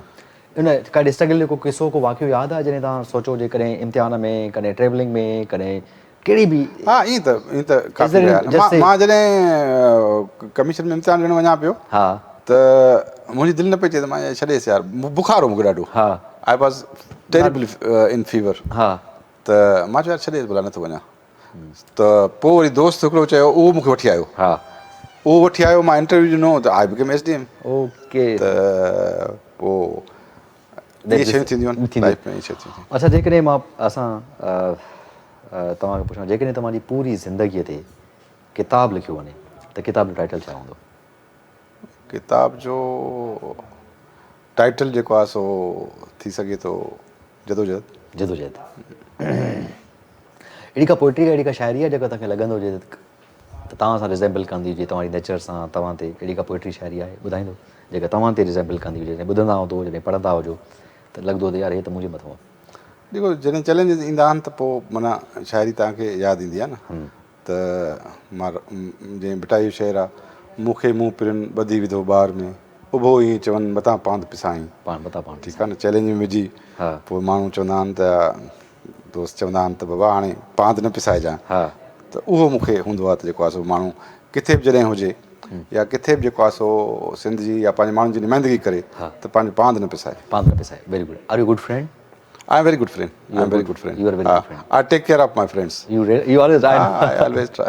You always try to take care of your friends. How do you see the betrayal? मतलब जेके तव्हांखे पुछां त betrayal छा आहे? betrayal जी मां अॻे में चयो न, माण्हू त लाइफ में तव्हांखे betrayal बि ॾींदा, सभु कुझु ॾींदा. It's up to you. But betrayal never comes from the enemy. It comes from a friend. Yes. It comes from a friend. Friends. So this is. Friends रहिया आहिनि, अहिड़ा betrayal थिया आहिनि to certain extent. Certain extent. You overcome, basically. You overcome. Depends on your personality. If you are stable, you overcome easily. Okay, exactly. Yes. Let's see, थींदो ना आहे, मां पुछां थो तव्हांखे, if you were reborn, then what would you like to be? If you were reborn, थींदो ना आहे, it's never happened, but if you were reborn, then what would you like to be? मां चवंदुसि मां सिंध में reborn थियां। हा, सम्झो न। ऐं ज़मीर घुमरो ई थियो? हा, ज़मीर घुमरो ई हुजे। ज़मीर घुमरो ई थियो। अच्छा, ॿी हिकिड़ी ॻाल्हि मूंखे रहे थी यार, बी ऑनेस्ट, जेकॾहिं हेॾो ज़मीर घुमरो साहब वेठो आहे साम्हूं वारो, इनखे जेकॾहिं पीस ऑफ एडवाइस ॾियणु चाहियो त मूंखे विसरी वियो, कहिड़ी ॾियणु चाहींदो? मुंहिंजे ख़्याल में मां पाण खे पाण पीस ऑफ एडवाइस इहो ॾियणु चाहियुसि जेको लाइफ में लेज़ीनेस आहे या स्लोनेस आहे उनखे थोरी ख़तमु कयो। मुंहिंजी रिसेंटली थी वई आहे। अच्छा सम्झो, इंसान जी ज़िंदगी में न कॾहिं कॾहिं ज़िंदगी में 100% तव्हां परफेक्ट नथा गुज़ारे सघो। हर माण्हू सां लाइफ में प्रॉब्लम आहिनि, कंहिंखे बि आइडियल कंडीशन कोन थी मिले। जेतिरो मां सम्झां थो, ज़िंदगी में अहिड़ा को फ़ैसिला आहिनि ज़िंदगीअ में, तव्हां ॿुधायो न, भले तव्हां कॾहिं कॾहिं अकेला वेठा हुयो, सोचो काश मां हीअ ग़लती न कया। Do you have any kind of regret in your life? No, मां रिग्रेट न कंदो आहियां। उहो ॾिसो न, तव्हांजा जेकॾहिं फ़ैसिला कंदो, कॾहिं ग़लति बि हूंदा, कॾहिं सही बि हूंदा। ठीकु आहे न। ऐं इट्स ऑलवेज लाइक दैट। सम्झो न, सभु तव्हांजा फ़ैसिला सही त न हूंदा न हूंदा। ऐं पर मूंखे मुंहिंजे ख़्याल में मां सम्झां थो त मां जेके फ़ैसिला कया आहिनि घणे क़दुरु मां सही कया आहिनि। हा, मां सही कया आहिनि। ऐं उन जे करे जेको आहे मूंखे लाइफ में रिग्रेट्स घटि हूंदा आहिनि, तमामु घटि हूंदा। अहिड़ी का विश, अहिड़ी का ख़्वाहिश तव्हांजी जेका पर्सनली जेका रही हुजे, मूंखे पूरी करणी, do you have any wish इन योर लाइफ? मां इहो सम्झंदो आहियां त इहो सिंध ऐं पाकिस्तान जेको आहे न, ऐं यूरोप जे उनजे स्टेज ते पहुची वञनि, तरक़ीअ में, लाइफ में ऐं डेवलप तरक़ीअ में पहुची वञनि, जिते जेको आहे सो माण्हू बहितर ज़िंदगी गुज़ारे सघनि। छो त असांजा माण्हू जेके आहिनि उहे अञा पंहिंजो डार्क एजिस वारे में पीरियड में एजुकेशन न आहे, हेल्थ न आहे, उहो हमेशह रहंदो आहे। त माना इन खे कीअं तब्दील कजे जो जल्दीअ में जेको आहे सो स्टेज ते पहुची वञे। ऐं अहिड़ो को सुवाल जेको तव्हां सोचदा जो रहिजी वियो, जेको पुछणु घुरिजे, जेको तव्हां चाहींदो हमेशह तव्हांखे पुछणु घुरिजे? Is there any question in your mind I should ask you? I don't have. You seriously don't have any question in your mind? किताब बि तव्हां पाण ई ॿुधाए छॾियो जेको आहे। मां किताब त आऊं शुरू कयो लिखणु, पाण ते न, पर उहो आऊं कंप्लीट अञा न कयो आहे। हा, कंप्लीट न कयो आहे। आर्टिकल्स ते मुंहिंजा 5-6 किताब थी वेंदा, पर आऊं छपाया कोन्हनि। हा, आर्टिकल बाक़ी त अक्सर आर्टिकल तव्हांजा हा, पर पिया आहिनि उन ते, नेट ते वग़ैरह ते माण्हू पढ़ंदा। हाउ अबाउट सिंध जे नौजवाननि खे को नंढो मैसेज ॾियो, बिकॉज़ असां प्रोग्राम जे वाइंड अप ते आहियूं। Is there any message? बिल्कुलु, मैसेज इहो ई आहे त स्ट्रगल सां ई जेको आहे सो लाइफ अॻिते वधंदी आहे। ऐं ज़िंदगीअ में नाकामियुनि खां न ॾिजो। जेकॾहिं नाकामी अचे त वरी अॻिते वधो, तव्हांखे कामयाबी ईंदी। ऐं जेको आहे सो जेके संघर आहिनि, जेके तव्हांखे रुकावटूं आहिनि, उनखे टोड़ण जी सघ ऐं सलाहियत रखंदा हुआ। Thank you so much Zameer साहब, इट्स ऑनर। ॾाढो मज़ो आयो, उमेद तव्हांखे बि थोरो घणो मज़ो आयो हूंदो। मां पूरी कोशिशि कई तव्हां सां, बट मूंखे लाइ you are very difficult kind of person. ऐं मां ॾाढी कोशिशि कई त मां शयुनि खे पासा कवर कयां, पर तव्हां ॾाढी स्ट्रॉन्ग पर्सनैलिटी आहे। So thank you so much, it's honour to have U.